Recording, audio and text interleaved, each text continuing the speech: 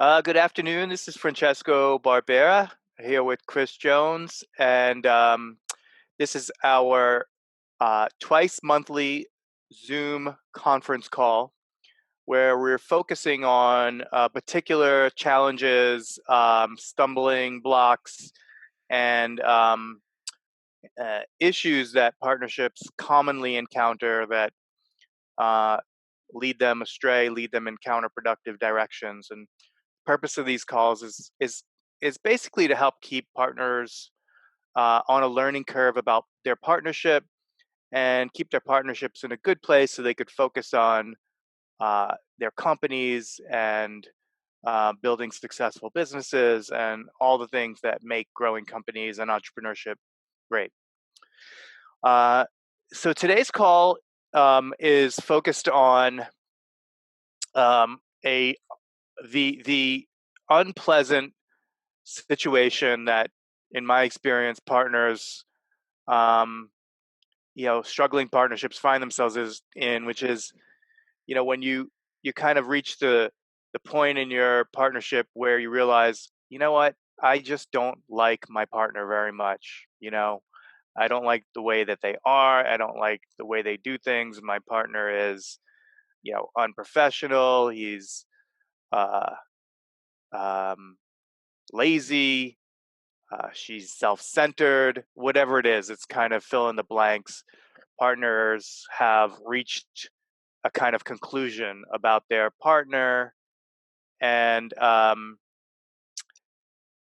it's a difficult place to be because you kind of reach a conclusion, and there's really no great place to go from there.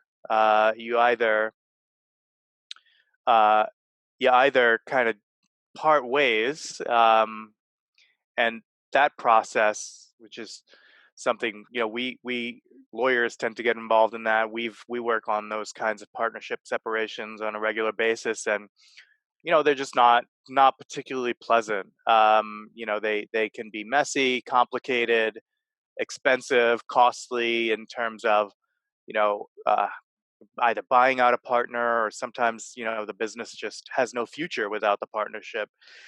So that is not an ideal outcome. And the other outcome that I have seen in my personal and professional life is partners who, they can't, for whatever reason, practical reasons, financial reasons, they can't part ways. So they end up in a kind of state of, they stay in the partnership, but it's in a state of kind of chronic dissatisfaction and unhappiness, and um, where they're kind of just stuck in it basically, uh, and that has a really adverse. That's a very, kind of not a good place to be on a personal level. It affects, and on a business level, it affects the business. It affects the culture. It affects partners themselves and their personal lives. Because it's just heavy. Um, so uh, the the purpose of this call is to really point partners who are in this kind of conundrum to another alternative or another direction, to break through this. You could call it just a stalemate, or a state of affairs, and find a new direction to look in that uh, transcends or goes beyond the dynamic that is kind of locked in place. Um, and it's a perspective or a direction that's not particularly obvious, especially when partners are in the throes of, having these strongly held views about their partners, all that their partners have done wrong, uh, generally speaking, when partners reach this conclusion, the feeling is, look, this is based on a lot of experience. It's based on evidence. I've seen it over and over again, and so it's kind of hard to get dislodged from this orientation in a partnership. But um, that is the kind of ambitious goal of this call, is to kind of penetrate that uh, that hardened perspective, soften it up, uh, and help partners kind of understand what's going on, so that there is some hope, that uh, there's some hope of change. Okay, so the headline, um, the headline conclusion or point that I want to make on this call is that, the opinions that we form about other people are as based in reality and factual as they seem. Uh, they are actually completely subjective and totally paper thin, and completely can be changed in an instant. Like, you can, and we can, and every human being can, and often does, have their views of things change dramatically and very, very rapidly when they gain some level of understanding. They see something about a situation that they haven't seen before. They learn something about another person that they didn't know before. Our viewpoints are subject to this kind of like continual change and modification, and it could happen really, really rapidly through a process of gaining understanding. And the most hardened uh, opinions and extreme opinions can are like that. They can just be changed rapidly. So although things seem to be locked in place, what's locking them in place is a, like, kind of beliefs and opinions that have no real depth or substance to them, other than the fact that we're believing them.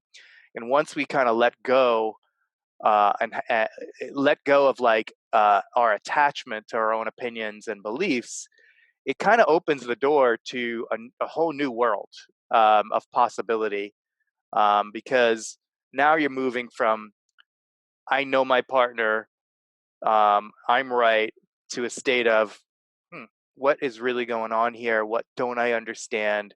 You're kind of back on a learning curve, back in a curious posture that is far more conducive to, um, it, to just a healthy, well functioning partnership. So, how do you get to that point, particularly when there's some history and views are hardened, and things are the way they are? You know, one the first thing I want to do to kind of move us in that, and move the dialogue in that direction, is kind of paint a picture of what a well functioning partnership like kind of looks like, and the idea or the hope is that in kind of painting this picture, partners that are listening to this will kind of uh, see in their own partnership the areas where they're getting stuck, right? So, in when a partnership is functioning well, really, let's say any relationship is functioning well, there's going to be, as in every single relationship, things that annoy us about our partner, right? There's going to be things that we wish our partner would do differently, that they would do more of or less of, that we don't particularly agree with or like, and so forth. Um, but there are distinctions in, there's a way that, of dealing with that well functioning partners have. So, for one thing, there's a kind of a humility and a self awareness, that our own views about how our partner should do things are just that. They're very subjective. They're ours. They're our opinions. They come from our background, our own uh, kind of beliefs and ways of doing things. They're ours, and that means that they're not right in any sort of objective natural law universal sense. They're not like correct. They're just our subjective point of view about things, and that kind of humility is very helpful. It's appropriate, right? I mean, because that's the nature of things, right? I mean, we see things through a particular lens. We see our partners through a particular lens, right? But that kind of humility is a very helpful um, backdrop, because uh, you know that when you have a humility about your own point of view, you're not going to come at someone really hard with that point of view. You're going to there'll be some softness around the edges, and and it will be uh, there'll be more kind of less judgment, less harshness, less criticalness, and more curiosity, and more openness, and a recognition that, hey, this is how it looks to me. I'm curious how it looks to you. I'm curious why you're doing things this way. So there's that humility that is real helpful.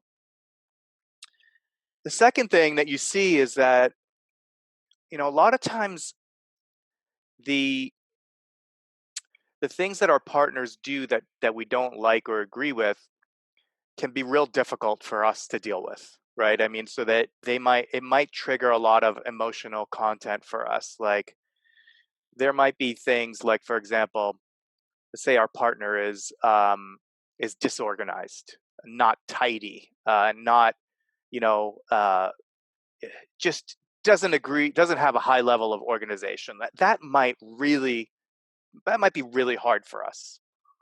You're someone that thinks being organized is critically important and essential to a well-functioning company and all of these things.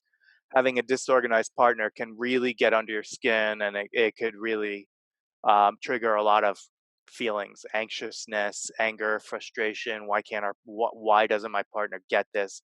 I don't understand how anybody could live this way. It could be those strong feelings can really become really derail relationships. They derail your day-to-day experience of things. And now, it's like it in any intense kind of intimate relationship, which business partnerships are, we're going to have stuff like that, right? I mean, it's going to bring up some of our stuff.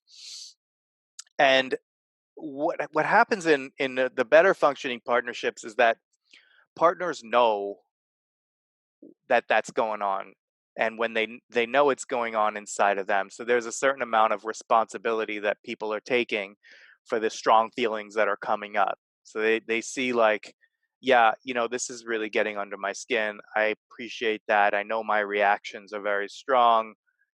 I'm owning those reactions. I'm not blaming you. And that recognition uh, that our own intense emotional responses are not our partner's fault.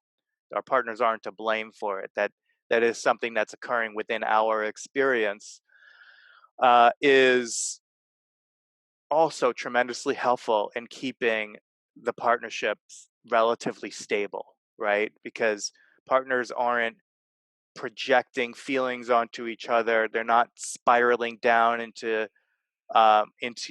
strong, like, fights where there's a lot of name calling and bad feelings and bad words being slung back and forth, right? That and also, when we have a recognition or an understanding of that emotions are our own, it activates our our innate resilience. In other words, like, seeing our feelings as ours, it helps our psychological immune system to reset. In other words, without doing anything, our strong feelings come up. We see them. We stay with them, and then they just pass on their own. And and then we regain our perspective, we regain our balance, and from that place, it's a lot easier to have productive conversations, right? So this kind of like emotional regulation is another key thing that you see in well-functioning partnerships, and that struggling partnerships, you see it less, and they might have difficulties in this area. Um, and then, the final thing that you see, and I mean, you see a lot of things, and it's not the final thing, but I'm highlighting here the key differences is like um, the turning towards your partner in a spirit of mutual, like, kind of dialogue, exploration, and understand and the seeking of understanding, where there's a lot of open-ended questions being asked. How does this look to you? Why do you think it's a good idea to do things this way? What's kind of behind your approach, your behavior, and that dialogue uh, will just tend to produce um, growth. It will tend to produce, like, we'll become, when we have that dialogue with our partner, we gain deeper understanding of our partner and why they do things. That changes us. We have uh, a likelihood of seeing our own part in things, uh, taking responsibility for the ways that we're not really showing up in an ideal way in our partnership, and how we could improve um, vis-a-vis our partners. What are the ways that we're being overly critical, overly harsh, overly judgmental, overly self-centered? When there's a kind of open, mutual curiosity and learning happening, it's happening.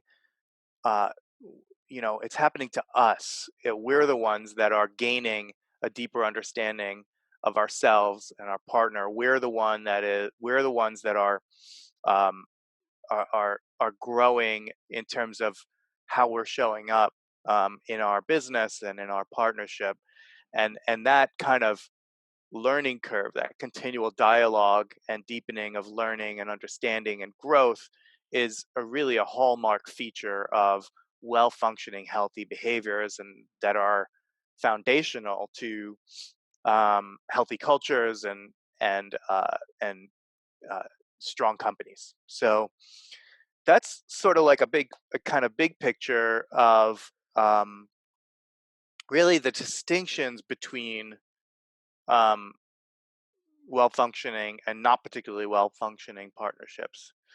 Um, Now, what I want to do now is just kind of point out how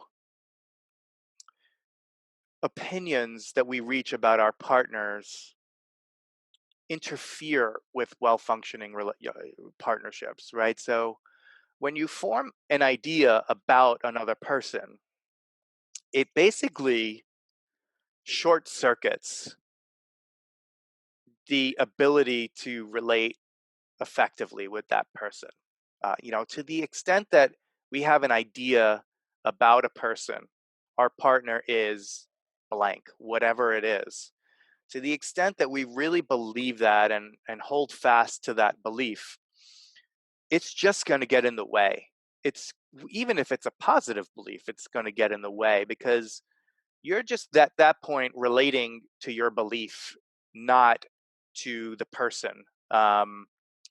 Uh, to which that belief relates. And so you have a belief, it will distort your perceptions, it will distort your relationship to reality, right? You'll tend to see things through the lens of the belief, and what will happen is you'll most likely see facts that reinforce the belief. You'll find more evidence for your belief, and that will kind of drive a wedge between the relationship and drive you and your partner farther and farther apart and into a state of stagnation, really. So you could see that beliefs really, they short circuit the process of humility, right? And rather than being uh, sort of humble about our views, you're kind of fixed and convinced that you've got it figured out. Convinced that you've hit the nail on the head and you get your partner, uh, and that short circuits any learning, right? It short circuits uh, uh, the the process of dialogue um, that I was referencing before, that is so essential to keeping relationships in a good place. Um,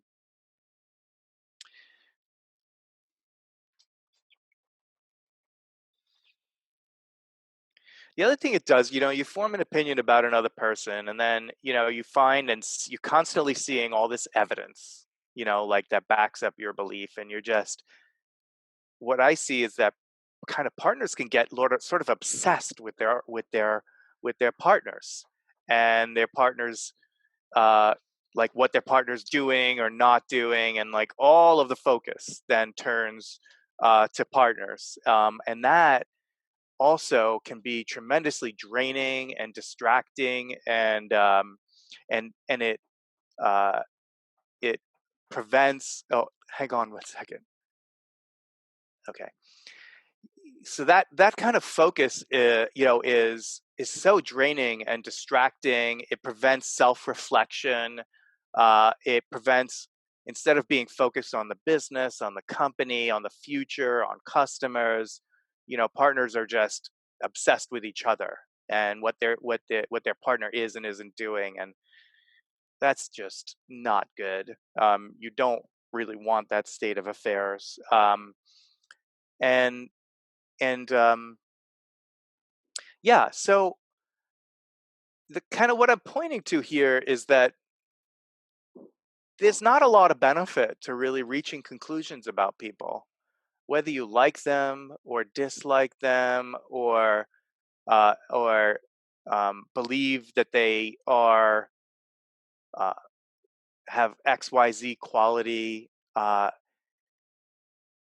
People are a complex amalgamation of a lot of different forces and factors, and they have a lot of different qualities. There's a lot that they're manifesting, good qualities and bad, at any moment of any day, and it's far more productive to engage your partner with a clear, open mind, and in a spirit of curiosity and learning, rather than in a spirit of kind of certainty, righteousness, and knowing, because that posture is what's going to lead to a continual process of uh, deepened understanding and rapport and goodwill.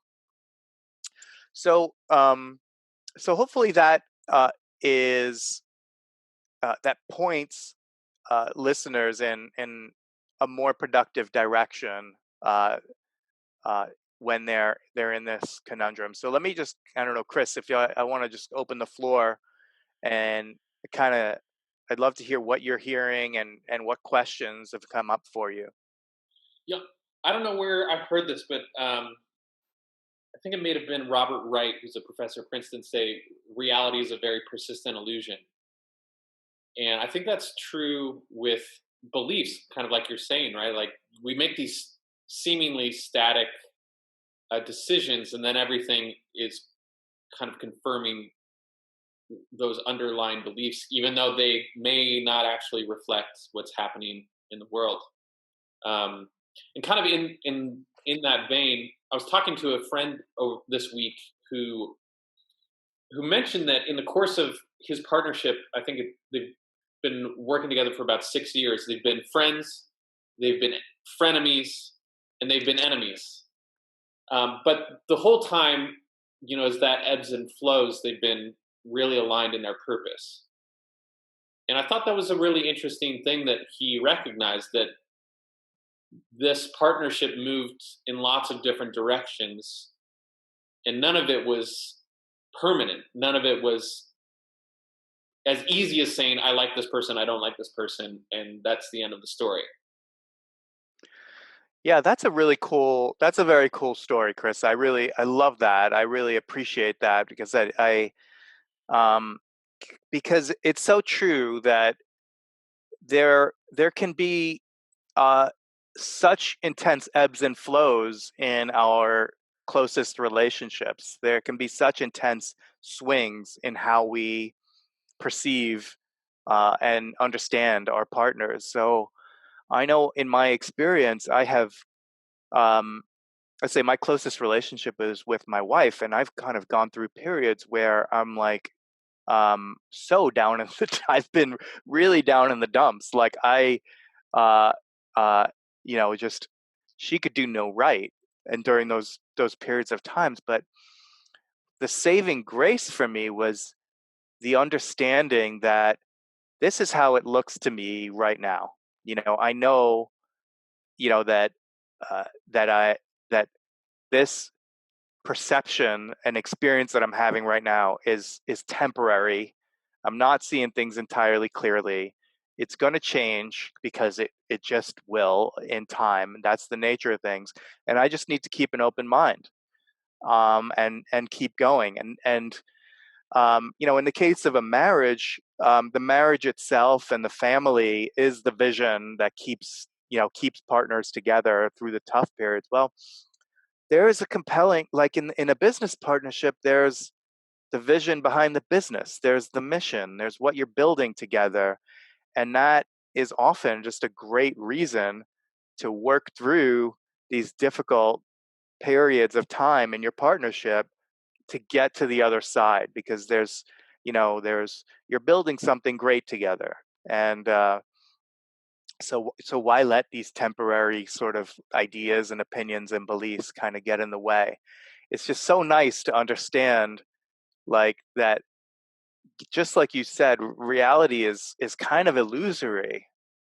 And I've just had my views of people, when I could get out of my head and my ideas about somebody and just listen to them and just be with them. What I find is, like, wow, I really do not know this person very well at all. And it's extraordinary how surprised you can be by people.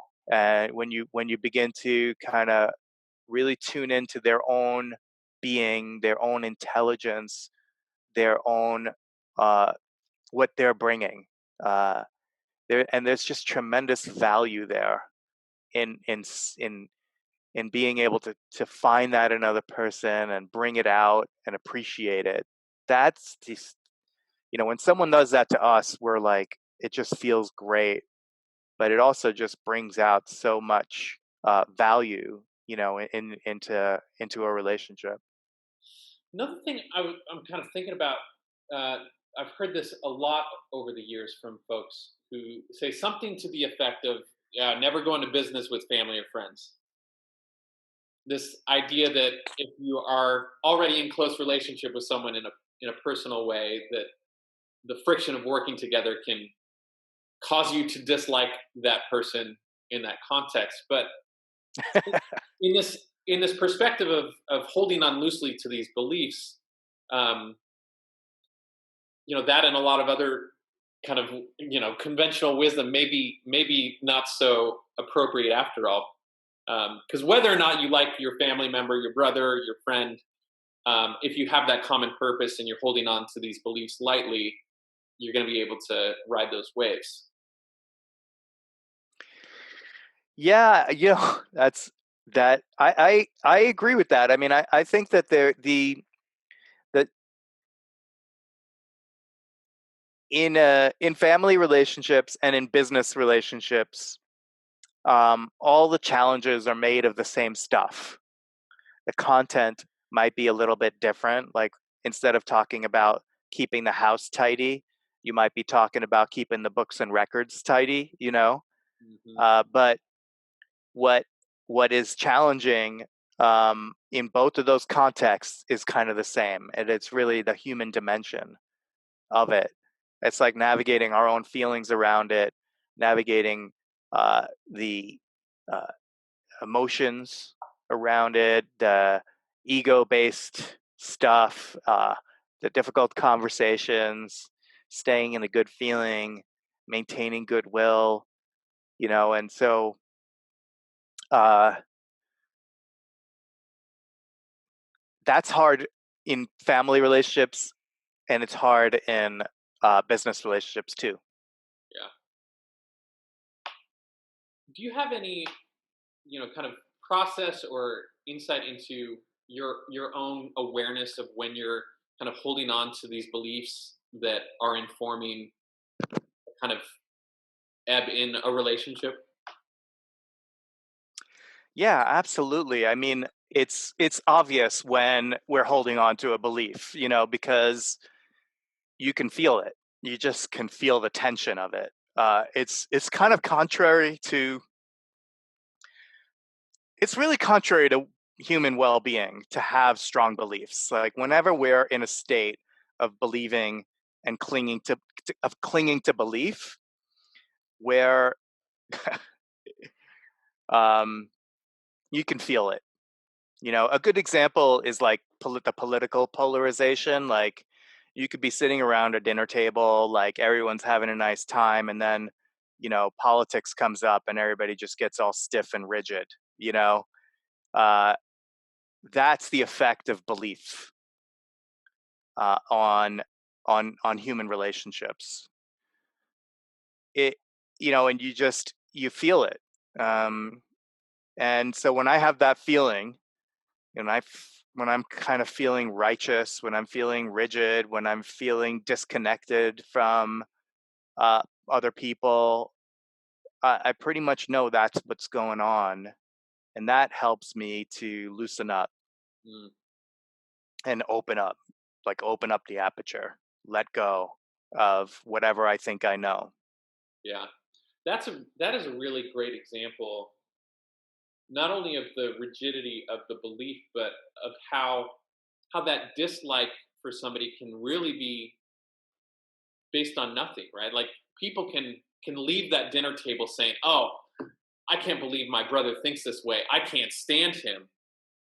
But it's really about some Right. illusory belief about something, like two fake beliefs kind of like not clicking, but the whole thing is a subjective product of our imaginations. I know. Yeah, I know, and it's kind of tragic in a way, because but people like, yeah, it can be real tragic because when our beliefs are like strongly held, the havoc and destruction that can be wreaked, not just in family relationships, you come to some conclusion and that's the end of that, right? And families get wrecked because of that, you know, because somebody thinks they've come to the correct conclusion about someone. But then you kind of project that out onto, the world stage, and you have the basis of international conflict and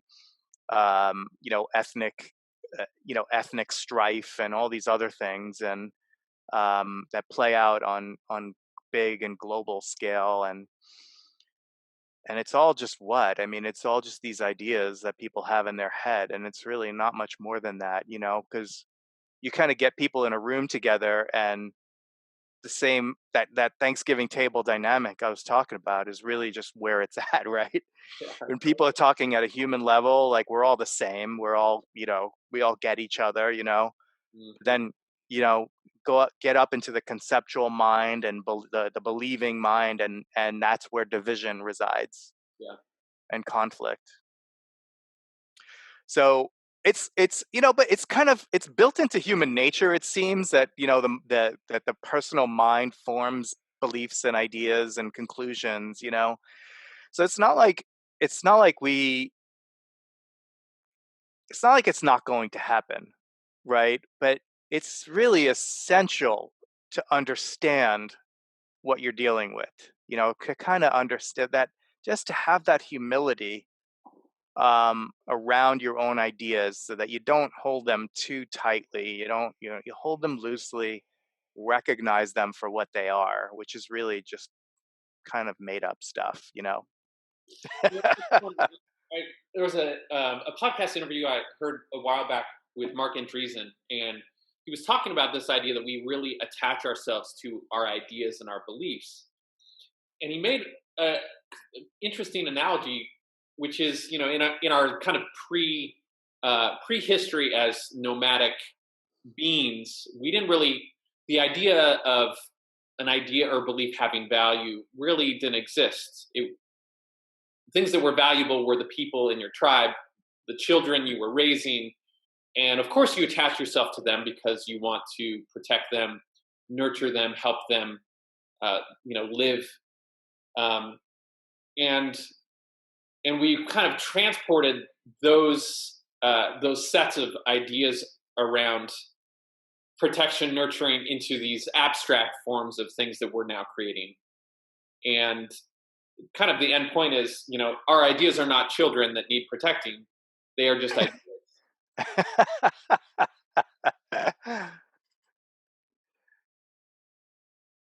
Yeah, that's very interesting. That so what I'm hearing there is like that that the elevation of kind of our of beliefs and our own ideas and opinions is sort of a relatively recent kind of phenomena, and in a way kind of contrary to the collectivism that that is needed to sustain yeah, to sustain ourselves, like the interdependence that Yeah, we depend on, and certainly that you need in a business, right? absolutely. Yeah, I think that makes a lot of sense. I think that makes a ton of sense. I mean, I think particularly in like very intellectually driven communities like the kind of Silicon Valley, Silicon Beach technology communities where a certain like analytical intelligence is very much prized, and mhm, uh, people can get the idea that they're